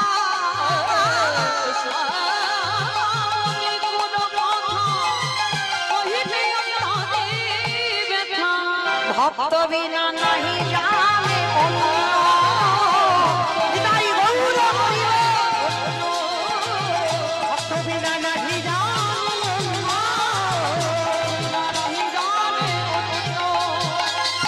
চৈতন্য মহাপ্রভু হরিনামে মেতে আছে ভক্তদের সঙ্গে নিয়ে। আর যেই না রঘুনাথ গিয়ে সাষ্টাঙ্গে দণ্ডবাদ প্রণাম, রঘুনাথকে দর্শন করে মহাপ্রভু ভাবলেন এই তো সেই বীজ, এই মাটিতে বীজ পুঁতব, অঙ্কুরিত হবেই হবে। নিতাই দাদাকে খবর দিল, দাদা যে থালাতে আমি প্রসাদী পাই, ওই থালাতে প্রসাদী এনে রঘুনাথকে দাও। কি গো, কৃপা হয়ে গেল তো? আর কি দরকার, কি প্রয়োজন? ভগবানের উচ্ছিষ্ট পাওয়ার জন্য ভক্তরা লাইনে দাঁড়িয়ে আছে, লালায়িত। জনম জনম চলে যাচ্ছে, যুগ যুগ চলে যাচ্ছে। কত যোগীগণ যোগে পাচ্ছে না, মুনিগণ মনে পাচ্ছে না, ধ্যানীগণ ধ্যানে পায় না, ব্রহ্মা ব্রহ্ম লোকে পায় না, শিব শিব লোকে পায় না, ইন্দ্র ইন্দ্র লোকে পায় না। আর আজকে রঘুনাথ প্রথম দর্শনে বাবা ভগবানের উচ্ছিষ্ট প্রসাদ, কৃপা হয়ে গেল। রঘুনাথ সর্বক্ষণ ওই প্রভুর চরণ সেবাতে রত। বেশ কিছুদিন কাটলো ওই অদ্বৈত আচার্যের ঘরে। এইবার বলল রঘুনাথ, আমি ফিরবো, পুরীধাম যাত্রা করব, পুরীধাম থেকে বৃন্দাবনে যেতে চাই। যাও তুমি তোমার রাজ ঐশ্বর্য দেখভাল করো, তুমি তোমার রাজত্বে ফিরে যাও, তোমার বাবা মার কোলে তুমি ফিরে যাও। না না গৌর। আমি জেনেছি বৃন্দাবনে রাধা কৃষ্ণ একাত্মা হয়েছে গৌরাঙ্গ। আমি কৃষ্ণ বাবার জন্য ছোটবেলা থেকে লালায়িত। আমি যখন তোমার চরণ পেয়েছি, তুমি আমায় চরণ থেকে সরিয়ে দিও না। রঘুনাথ মনে রেখো, মর্কট বৈরাগ্য ধারণ করবে না। মর্কট কাকে বলে? বানর। হনুমান কিন্তু নয়, হনুমান ত্যাগ, বানর ভোগ। মহাপ্রভু বলছে রঘুনাথকে মর্কট বৈরাগ্য পাবে না কোনোদিন। ফিরে যাও, এখনো তো তোমার শেষ সময় হয়নি। কে গো বাবা? আমি যদি মনে করি আমি নিরামিষ খাবো, হবে? কখনো হবে না। এখনো লালসা রয়ে গেছে। সে লালসাটা নেবে কে? আমার চৈতন্য মহাপ্রভু। যতদিন না তোমার ডাক আসবে, ততদিন তুমি ওই ভজন পথের পথিক হতে পারবে। যদিও তুমি জোর জবরদস্তি নেবে বাবা, মাঝ রাস্তায় ছাড়বো ছাড়বো, কবে ছাড়বো ছাড়বো, এর জন্য ছটফট করবে। কারণ অনেক দেরি আছে, অনেক সময় আছে প্রভুর কৃপা পেতে। তো যার জন্য বলছে মর্কট বৈরাগ্য ধারণ করবে না। কেমন বৈরাগী যদি হতে হয়, তাহলে তুমি সর্বস্ব ত্যাগ করে যেদিন আমার চরণে আসতে পারবে, সেই দিন আমি তোমাকে আমার চরণে ঠাই। প্রভু তুমি জানো না আমি সব কিছু ছেড়ে এসেছি না। ওই যে বাবা মুখে ছাড়ি জারি বললে কি হবে, মন তো ছাড়ে। রঘুনাথের মতো ভক্ত বাবা, যার চরিত্রটা প্রথম থেকে শুনছেন, এত ত্যাগী, তবে কিন্তু মহাপ্রভু বলছে এখনো তুমি ভোগী হয়ে আছো, এখন তুমি ত্যাগী নও। যেদিন আমি মনে করব তুমি ত্যাগী হয়েছো, তোমার আমার কাছে আসতে হবে না, এমন কায়দা করব আমি নিজেই তোমাকে টেনে আনবো। কে গো? যা কিছু লেখার তো হয়ে গেছে।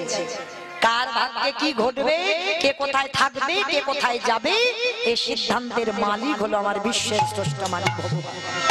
তুমি নাও, আমি নয়।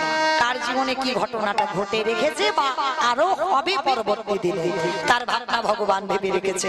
তো আজকের আপনি আর আমি ভেবে তো বাবা মাথা গন্ডগোল করে তো লাভ নাই। যার জন্য শান্তভাবে নিশ্চিতে সংসার ধর্ম করে যাই আসা। কেমন পয়সা উল্টো পাল্টা চিন্তা ভাবনা মাথায় রেখে কাজ নাই। যত ভাববে তত বাবা ব্রেন একেবারে হরিবোল হয়ে যাবে। আজকে তুমি একজনের ঘরের ধরনি, কালকে অন্য জনের হবে, তাই না? পরশু আবার অন্য জনের হবে। তাহলে কার জন্য তুমি বসে বসে কাঁদবে? আজকে তো তুমি পেয়েছো, তাকে নিয়ে সংসার করো, কিন্তু পরবর্তী দিনে ও কি আর তোমার থাকবে, ও কারোর হবে। এটাই বাস্তব, এটা নিয়ম, এটা মেনে নিতে হবে। তুমি যত বলো না কেন যে আমি এটা মানতে পারছি না, কিন্তু এটাই তোমার ভবিতব্য, এটা তোমার কপালে আছে। তো আজকে লক্ষ্য করে দেখে ভক্তবাৎসল্য ভগবান আজকে রঘুনাথকে বলছে যাও, ফিরে যাও, চলে যাও, যেদিন সময় হবে আমি তোমাকে সঙ্গে নিয়ে আসবো। এইবার রঘুনাথ ফিরছে, ওই যে বিশাল বড় নদী পার হতে হবে, নদীতে উঠেছে, আর ওই নদী পার হয়ে আসবে কে? রঘুনাথ ফিরছে নিজে আদি সপ্তগ্রামে। হরি বল। আদি সপ্তগ্রামে, আদি সপ্তগ্রামে ফিরছে, আর মনের আনন্দে বাবা কি গাইছে জানো? দয়াল তোমা লীলা খেলা,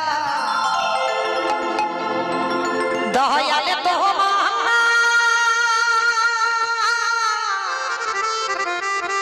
লীলা খেলা, ওগো বোঝা বড় ভাই। এই গানের ভাষাগুলো কিন্তু বুঝতে হবে, ভগবানের লীলা বুঝতে পারছো? কে হাসছে, কে কাঁদছে, তাই না? কে এখন হাসপাতালে শুয়ে আছে আর আমরা কীর্তন করে বেড়াচ্ছি, আমরা নাচে কথা করে বেড়াচ্ছি। কে দেখো হাসপাতালের বেডের উপরে কত কান্না না কেঁদে যাচ্ছে। হ্যাঁ, দিনের বন্ধু করুণা সিন্ধু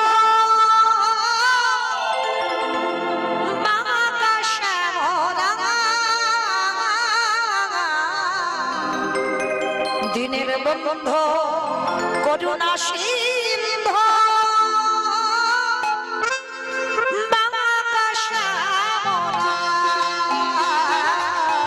উলুধ্বনি ভাইরা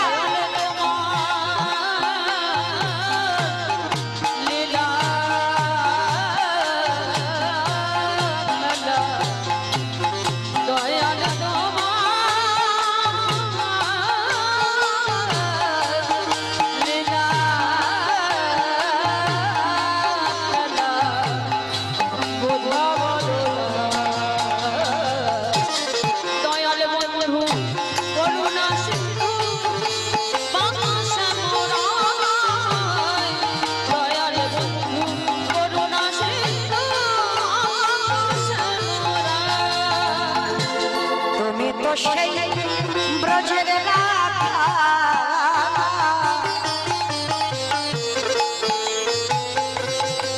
নদিয়ার নির্মা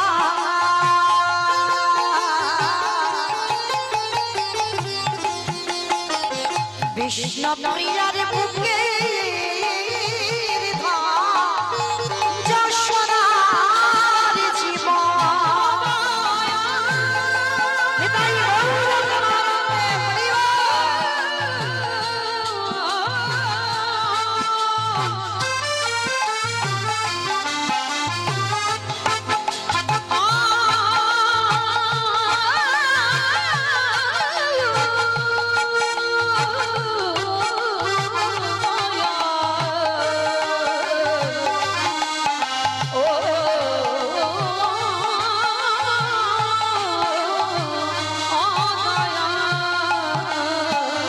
সকালে সাজে তোমার নামে ওই সকাল সাজে তোমার নামে সুখে সাজিবা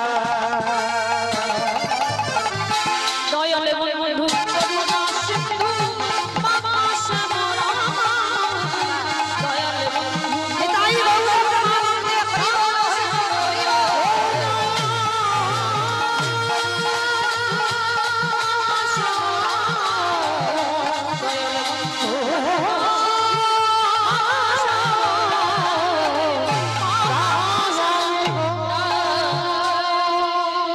রঘুনাথ ফিরে গেল বাড়িতে, কিন্তু ওই যে গৌর দেখার পর আমায় এতদিন দেখেনি আর যেই না গৌর দেখে ফেলেছে আর সংসারে এতটুকু সময়ের জন্য মন টিকছে না, ছটফট করছে শুধু কৃষ্ণ দর্শন গৌর দর্শনের জন্য, মানে এত উদাসীন হয়ে গেল।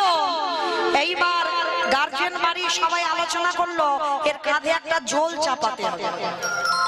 আমাইরা এই কাঁধে জল চাপানো মানে বোঝো তো কি গো, এগুলো ঠাকুমাদের কথা, আমাদের কথা নয়।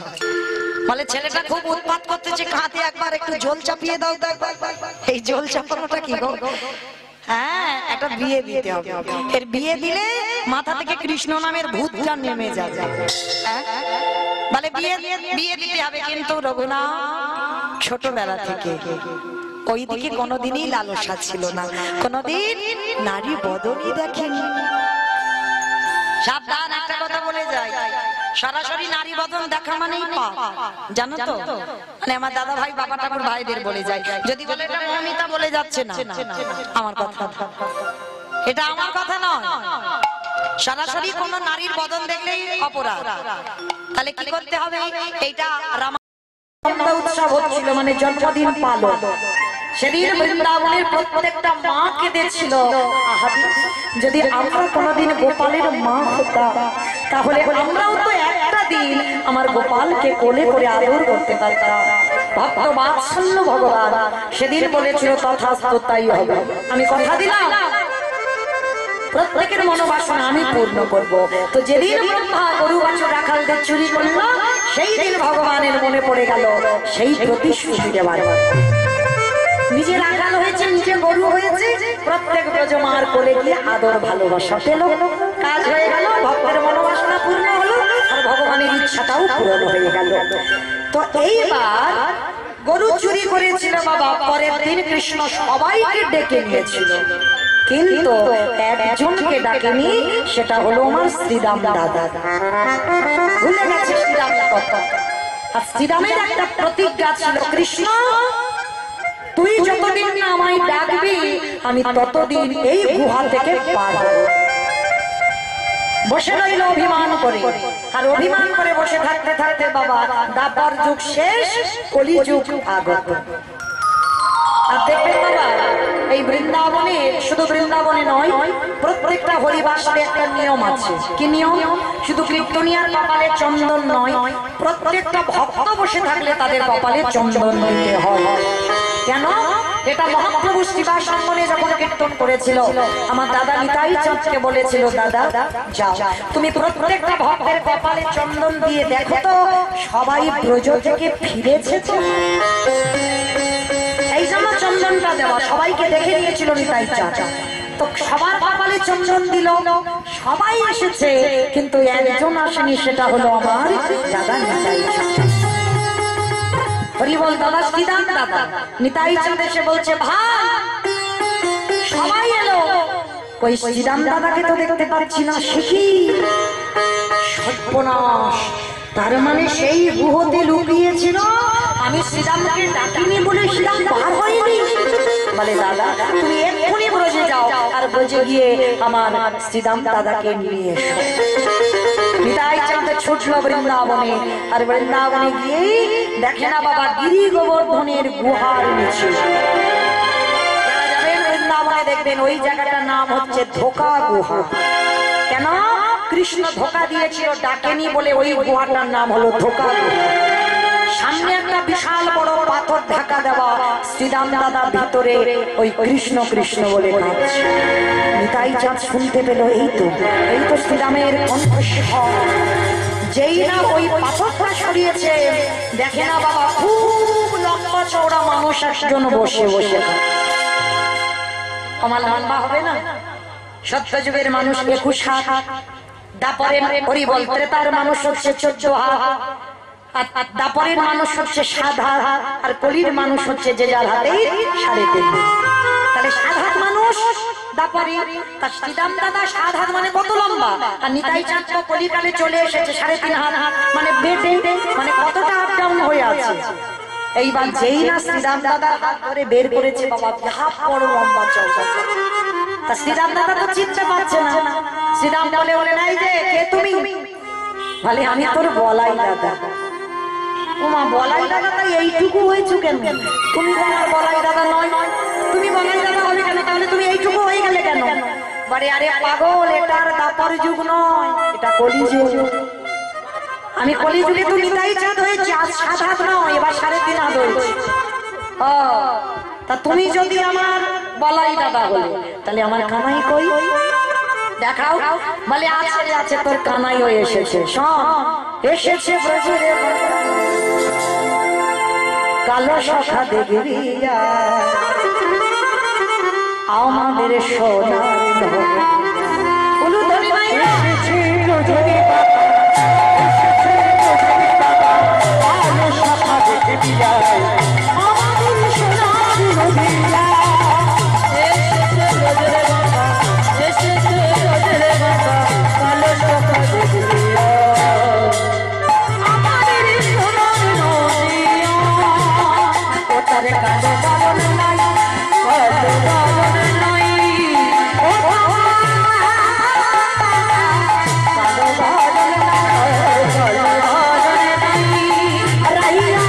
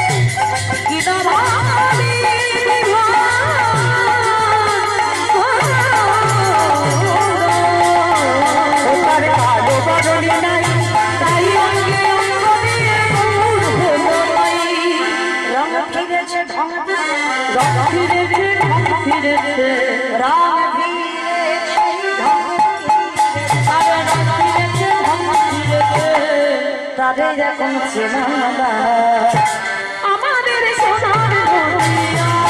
এসেছে ব্রজের মাতা, এসেছে ব্রজের মাতা, কালো সখা দেবরিয়া, আমাদের সোনার নদিয়া। ওই এসেছে ব্রজের বাবা, এসেছে ব্রজের বাবা, কালো সখা দেবরিয়া, আমাদের সোনার নদিয়া, আমাদের সোনার নদিয়া।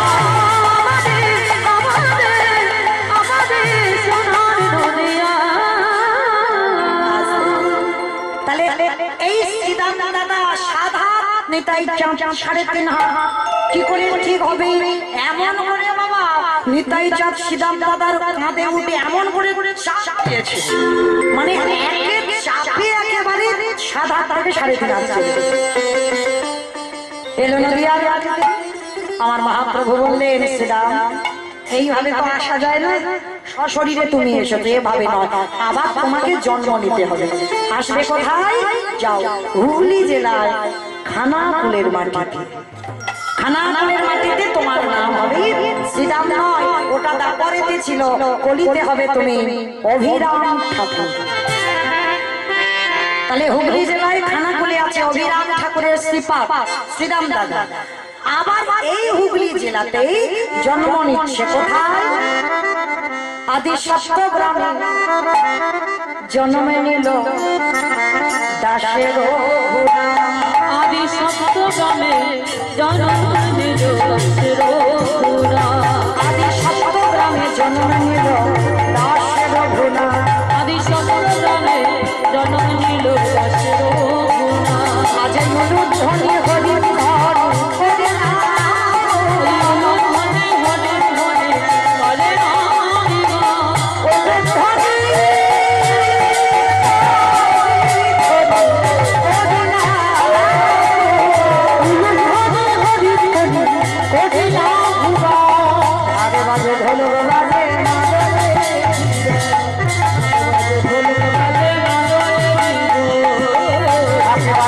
ঢোলকে বাজে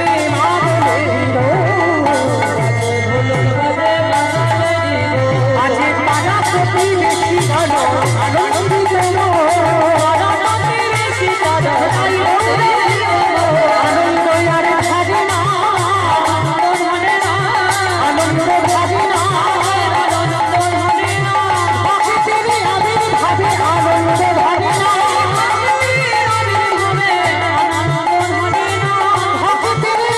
ভাবে না, গ্রামের মাটিতে হিরণ্য দাস আর গোবর্ধন দাসের ঘরে অবতীর্ণ হলেন, যার নাম হল রঘুনাথ দাস। আমায়রা বাবার নাম হলো গোবর্ধন দাস, জ্যাঠামশাইয়ের নাম হলো হিরণ্য দাস। এরা জমিদার, মানে বড় লোক নয়, বড় লোক বলে কম বলা হবে, জমিদার। মানে এদের বাবাদের ইন্দ্রের মতো সম্পত্তি, ইন্দ্রের মতো। এত বড় লোকের মানুষ হয়েও একটা পুত্রের জন্য 7 ঠাকুরের কাছে মানত করেছে। কেউ মায়েরা, আপনাদের কাছে আমি একটা কথা বলে যাই, অনেকে বাবা দেখবেন 4-5টা কন্যা সন্তান হলে একটা ছেলের জন্য 7 ঠাকুরের কাছে কাঁদে, কাঁদে না? কোথাও কাঁদতে হবে না, আমি বলে যাচ্ছি, বিশ্বাস। চলে যাবেন রাধাকুণ্ডের তীরে, বৃন্দাবন উত্তরপ্রদেশ। ওই রাধাকুণ্ডের তীরে গিয়ে ওই রাধাকুণ্ডে একবার স্নান করতেন। কেন বললাম? কারণ আমরা মনুষ্য কুলে বাবা সব তীর্থে স্নান করা সম্ভব নয়, কারণ মানুষের এখন টাইমের কত দাম, সময়ের কত দাম, অর্থেরও দরকার। সব তীর্থে ঘুরতে গেলে যদি যেতে না পারে চলে যাবে রাধাকুণ্ডের তীরে।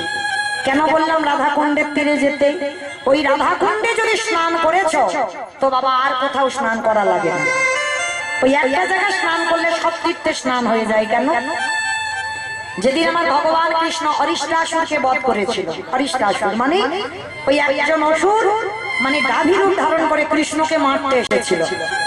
তো যখন আমার ভগবানের ওই যে ধবলী শ্যামলী কালী কমলির ভিতরে বাবা ঢুকে পড়েছিল ওই অসুর রূপী গরুটা, ভগবান চিনল কি করে যে ওটা অসুর? প্রত্যেকটা গাভী চড়ছে, প্রত্যেকটা গাভীর ওই মাটিতে ছায়া পড়ছে, কিন্তু অরিষ্টাসুর ওর দেহের কোনো ছায়া পড়ছে।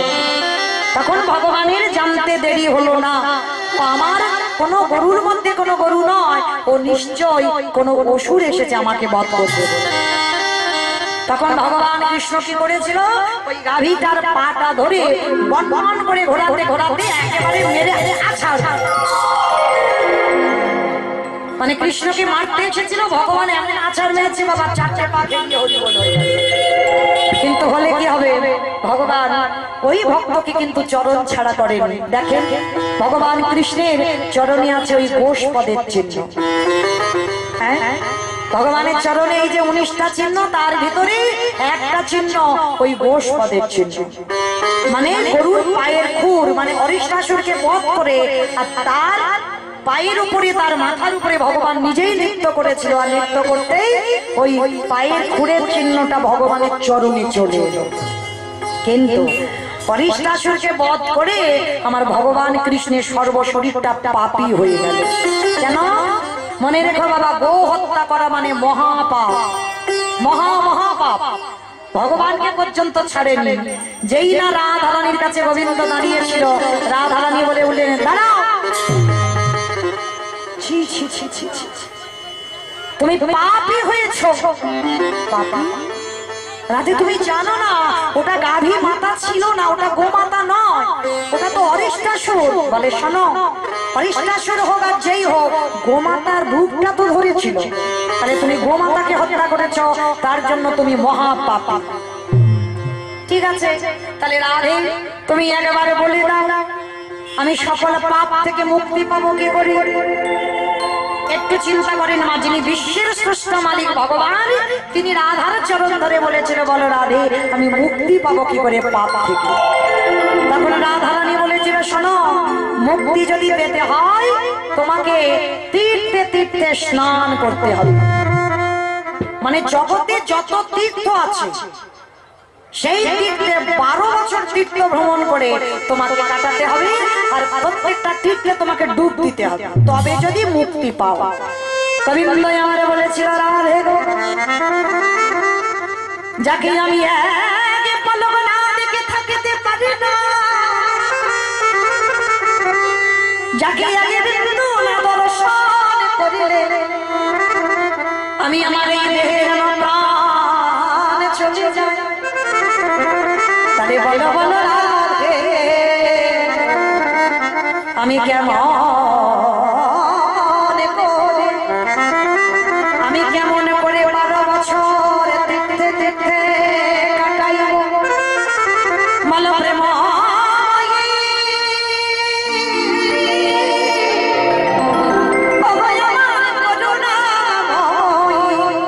তুমি করুণা করে আমার উপায় বলে দাও।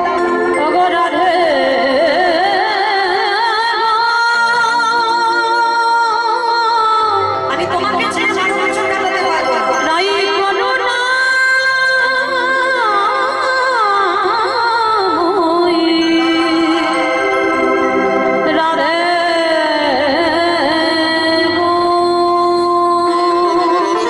রাধে, তুমি বলে দাও, তোমাকে ছেড়ে আমি 12 বছর তীর্থে কাটাতে পারবো না।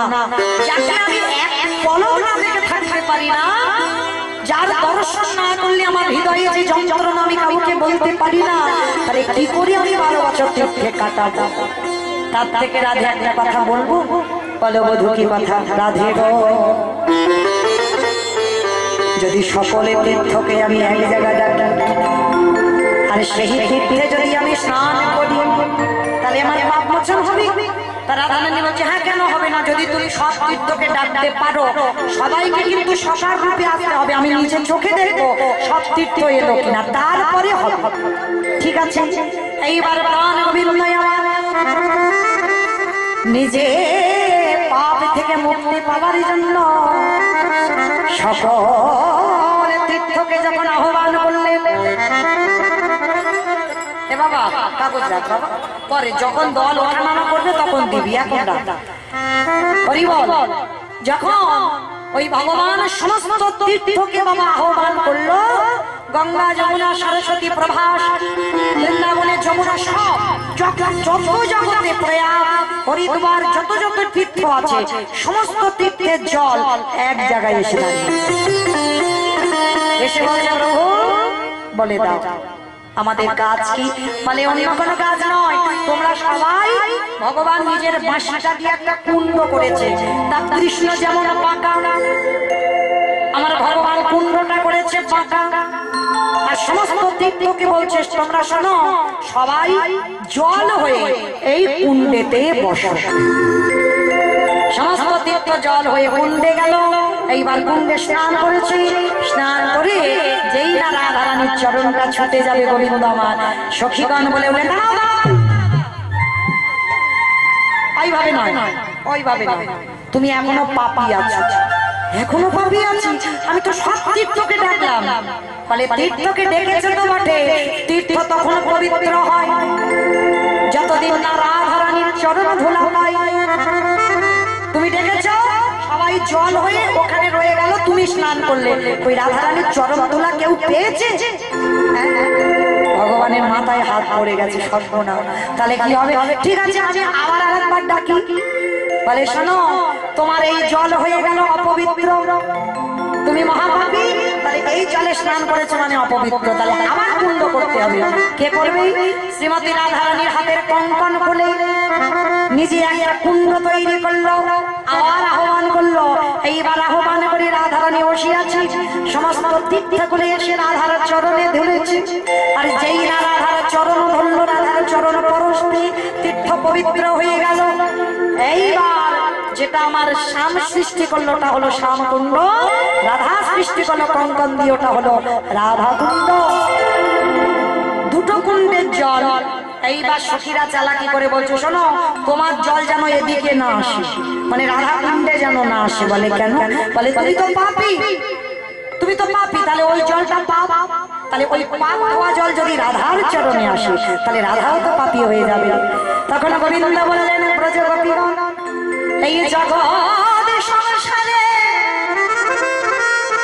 কেউ যদি পাপ করে, আমার গোবিন্দ পাপের বিচার করে। দেখো তো ও কত পাপ করেছে, কিন্তু কেউ যদি অপরাধ করে আমার রাধা চরণ ধরে, আমার রাধা রানী কোনোদিন বলে না দেখো একবার খাতা খুলে ও কত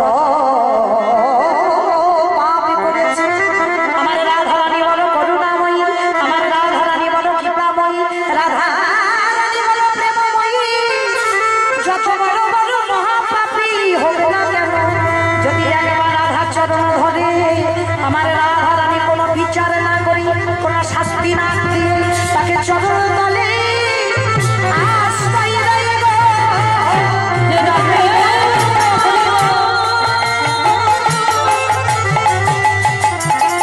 তোমারে হলাম বলি তাকে চরণ তলি আশ্রয় দেব। এইবার দুটো জল এক করে দিল, রাধা কুণ্ডের জল শ্যাম কুণ্ডে এলো, শ্যাম কুণ্ডের জল রাধা কুণ্ডে এলো। তাহলে বুঝলাম কি মা, হাজার তীর্থে যাওয়ার দরকার নাই, একটা তীর্থে যাও বৃন্দাবন, আর বৃন্দাবনে গিয়ে কৃপা করে রাধা কুণ্ডে, সে যদি রাত 12টার সময়ও যাও স্নানটা যেন করা যায়। অনেকে আছে বাবা সন্ধ্যা হয়ে গেল, টুরিস্ট বাসে গেছে, সন্ধ্যা হয়ে গেল, মাথায় একটু জল ছিটিয়ে দিয়ে চলে গেল। না, যত রাত হোক, যত দুপুর হোক আর সকাল হোক, ভুল করে যেন রাধা কুণ্ডে স্নান না করে ফিরো না। কারণ যদি রাধা কুণ্ডে স্নান হয়ে যায় তাহলে সব তীর্থে স্নান হয়ে যায়। আজকে আমিও বলে যাই, যদি কারোর পুত্র সন্তানের জন্য কাঁদো, চলে যাবে রাধা কুণ্ডে, স্নান করবে করে আমার রাধা রানীর কাছে একবার আঁচল পেতে একবার নয়ন জল দিয়ে বলো, রাধে তুমি আমার কোলে একটা একটা কৃষ্ণ ভক্ত সন্তান দাও। আমার বিশ্বাস যদি কেউ ভক্তি ভরে নয়ন জলে আমার রাধারানীর কাছে কেউ আরতি জানাতে পারে, অবশ্যই করে তার কোল আলো হবে। যেটা জমিদার হিরণ্য দাস আর গোবর্ধন দাসের ঘর আলো করে এসেছিল, ওই রাধা কুণ্ডে রাধারানীর কাছে মানত করে রঘুনাথ দাসকে পেয়েছিল। কিন্তু আমরা মা গুলো কি করি জানো? ভগবানের কাছে বলি, ঠাকুর চাকরিওয়ালা ছেলে দাও, ডিগ্রিওয়ালা ছেলে দাও। কই কোনো মা তো বলে না যে আমার একটা কৃষ্ণ বলা পাখি দাও। সে তুমি তাকে লেখাপড়া চাকরি হতো যা দাও দেবে, ওসব আমার কোনো দাবি দাবা নেই, শুধু যেন সে মানুষের মতো মানুষ হয়। শ্রী শ্রী রামকৃষ্ণ ঠাকুরের বই যারা পড়বেন, ঠাকুর সবাইকে একটা কথা বলতো না, তোদের চৈতন্য হোক, তাই না? আচ্ছা বাবা, আমাদের এত পড়াশোনার ডিগ্রি আছে, আমাদের চৈতন্য নেই? বলে হ্যাঁ আছে। মানুষের মতো দেখতে হলে তারে মানুষ হয় না। মানুষ তাকে বলবে যার হৃদয়ে মনুষ্যত্ব জ্ঞান আছে। শুধু মানুষের মতো দেখতে বলে তুমি মানুষ নও, আগে মনুষ্যত্ব জ্ঞান অর্জন করো, সদ্গুরু বৈষ্ণব চরণ ধুলা নাও, পিতা মাতাকে সম্মান করো, তবেই তুমি মানুষ। জগতে সবাই বলে তুমি ভালো, তবে তো ভালো, নিজে যদি ভালো ভালো তো ভালো না, কখনো না। তো আজকে সন্তান মানুষ করবে বাবা, বাবা নয়। কেউ যদি মনে করে বাবা ছেলে মানুষ করবে, না, ছেলে মানুষ করবে মা। ছেলের আধ্যাত্মিক চেতনা দেবে ও মা, বাবা নয়। হরি বল। বাবা যেটা পারবে না সেটা মা পারবে। যার জন্য আমার চৈতন্য মহাপ্রভু বাবার পরিচয়ে নয় মায়ের পরিচয়ে এসেছে। নাম নিয়েছেন কি গো? সচ্চিদানন্দন গৌরাঙ্গ সুন্দর। কেউ কিন্তু বলি না আমরা জগদানন্দন গৌরাঙ্গ সুন্দর, কারণ বাবার নাম জগন্নাথ, মায়ের নাম সচি ঠাকুরানী। বাবার নামে এলো না কেন? আপনারা কলির মানুষ, আমি কলির মানুষ, ভগবান কলির ভগবান। তাহলে আপনারা বাবার পরিচয় পরিচিত, আমি আমার বাবার পরিচয় পরিচিত। আর এই পৃথিবীতে যার বাবার ঠিক নেই সমাজ কলঙ্কিত করে বলে না ওর জন্মের ঠিক নেই। কত কত কথা বলি, যদি আমি বাবার নামটা লিখতে না পারি, একবার যে মা দিল ব্যথা সে মা রইল কথা। মায়ের কোনো পরিচয় নাই, বাবার ঠিকানাটা লাগবে কলিযুগে। তাহলে বাবার পরিচয় যদি আপনারা আমরা পরিচিত হই, আমার চৈতন্য মহাপ্রভু কেন হচ্ছে না? কেন মার পরিচয় পরিচিত হলো? এটাই তত্ত্ব, এটাই জানতে হবে। কারণ বাবা যেমন বাবা সন্তানকে ভালোবাসে, মাও সন্তানকে ভালোবাসে। বাবার ভালোবাসা হলো ঐশ্বর্যে, মায়ের ভালোবাসা হলো মাধুর্যে। দেখবেন ধুলো কাদাবালি মেখে আছে একজন ছোট্ট বাচ্চা, বাবার বলে উঠতে যায় বেশিরভাগ, তবে বাবা সবাই নয়, কান মলে নিচ্ছে বেশিরভাগ বাবারা তাড়াতাড়ি করে হাতটা ধরে বলে বাবা গো কি নোংরা মেখে আছে গো, যা যা আগে মার কাছে পরিষ্কার হ, আগে প্যান্ট জামা পরে হাত মুখ ধুইয়ে মার কাছে পরিষ্কার হয়ে তবে আমার কোলে আছে না? কি গো আছে তো?